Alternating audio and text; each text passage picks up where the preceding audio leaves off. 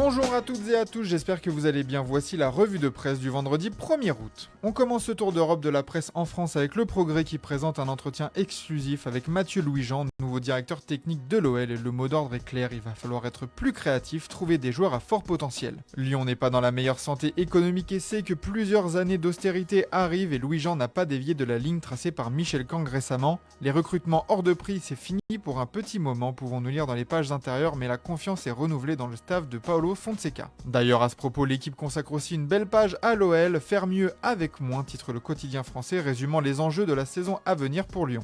À Paris, pas d'actualité chaude si ce n'est la volonté de Marquinhos de rester selon l'équipe. Ici, c'est marquis, pouvons-nous lire. En effet, l'avenir du défenseur brésilien pouvait se poser après la saison parfaite que vient de vivre le PSG avec un possible changement d'air. Mais Marquinhos va finalement rester au club la saison prochaine, ce qui ne sera pas le cas de Milian Skriniar.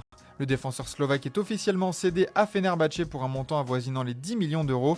Déjà prêté en Turquie la saison dernière, l'aventure parisienne s'arrête donc là et le PSG va pouvoir se concentrer sur le dossier Zabarny qui progresse. Hier soir, le défenseur ukrainien a liké un post Instagram annonçant un accord entre le PSG et le joueur, ce qui n'a pas échappé aux supporters du PSG, mais le like a ensuite été retiré, alors erreur ou premier indice d'une arrivée. Et s'il n'y a pas d'arrivée officielle à Paris, à Marseille on a présenté en grande pompe les nouvelles recrues Igor Pekchao et Pierre-Emerick Aubameyang.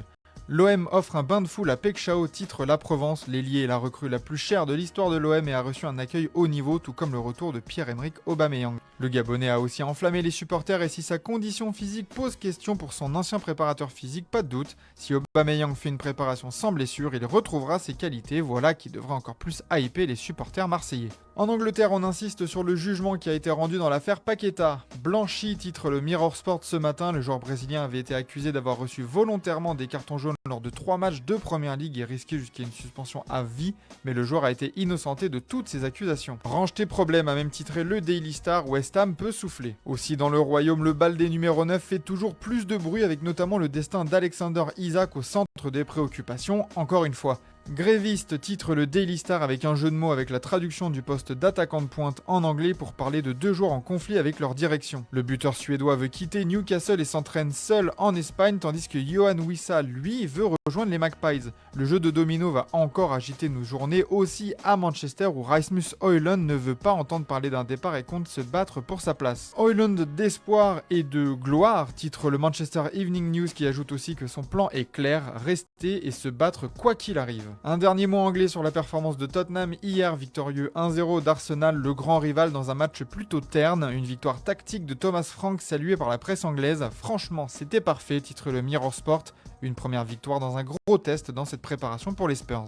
En Italie, la préparation du Milan AC fait la une de la Gazzetta dello Sport. Mon Milan, pouvons-nous lire sur la première page. Les rossoneri montrent un très beau visage sur cette pré-saison, l'œuvre de Massimiliano Allegri, et dans un entretien, il réaffirme sa joie d'entraîner ce groupe plein de qualités avec un bon état d'esprit. Dernière victime en date, Perth Glory, équipe australienne battue 9-0 par le Milan avec un trio d'attaque Leao, Jiménez, Okafor déjà très en jambes. À la Juve, on montre les muscles et on est dur sur les dossiers mercato sensibles avec comme depuis des jours les cas de Weah, Vlahovic et Douglas Luiz au centre des débats. Dans le Corriere dello Sport, on parle même de haute tension cet été, loin de la Dolce Vita entrevue à Milan. Mais la vieille dame avance bien sur l'arrivée de Kolo Muani. La Juve et le PSG se sont rapprochés il y a peu et pourraient s'entendre prochainement pour un retour dans le Piémont. On passe en Espagne où le Real Madrid doit choisir entre Gonzalo et Hendrik pour le poste de numéro 9, c'est en tout cas ce qu'avance As sur sa une. Le Real va devoir choisir qui envoyer en prêt et qui installer en équipe première au poste de numéro 9 en doublure de Kylian Mbappé, mais problème, aucun des deux jeunes joueurs ne veut partir. Le dilemme du 9 peut-on lire dans les pages intérieures. Gonzalo a encore 2 ans de contrat et voudrait prolonger. Xabi Alonso apprécie beaucoup ce qu'il a apporté lors de la Coupe du Monde des clubs. Hendrik est de son côté blessé en lune de miel mais a amené son préparateur physique avec lui pour se remettre en forme, affaire à suivre. En tout cas, s'il y en a un qui fait preuve d'ambition dans la Casablanca, c'est Franco Mastantuono. Le prodige argentin arrivé cet été au Real fait le parallèle avec un des meilleurs joueurs de l'histoire du club, Alfredo Di Stefano. Faire le même chemin que Don Fred est une fierté, déclare-t-il dans Marca, tous deux arrivés à Madrid en provenance de River Plate. Tous deux joueurs offensifs et géniaux avec le ballon, on lui souhaite de suivre la même destinée. À Barcelone, on s'émerveille devant la nouvelle démonstration du Barça, le festival du 10, peut-on lire en une de Sport ce matin. Le football total Barcelone, comme le surnomme le journal catalan, a dominé Séoul 7-3 en amical avec une grosse prestation de Lamine Yamal ponctuée par 2 buts. Un doublé qui débloque son compteur dans cette pré-saison avec son nouveau numéro de maillot. Marqué avec le 10 était un rêve, relaye Mundo Deportivo, les déboires extrasportifs de cet été semblent être derrière lui. Enfin, dans le dossier Ter Stegen, le gardien allemand a reçu un soutien de poids, Frenkie de Jong. Le Barça veut retirer le capitanat à Ter Stegen qui est toujours poussé vers la sortie, mais pour le milieu néerlandais, pas facile de le faire.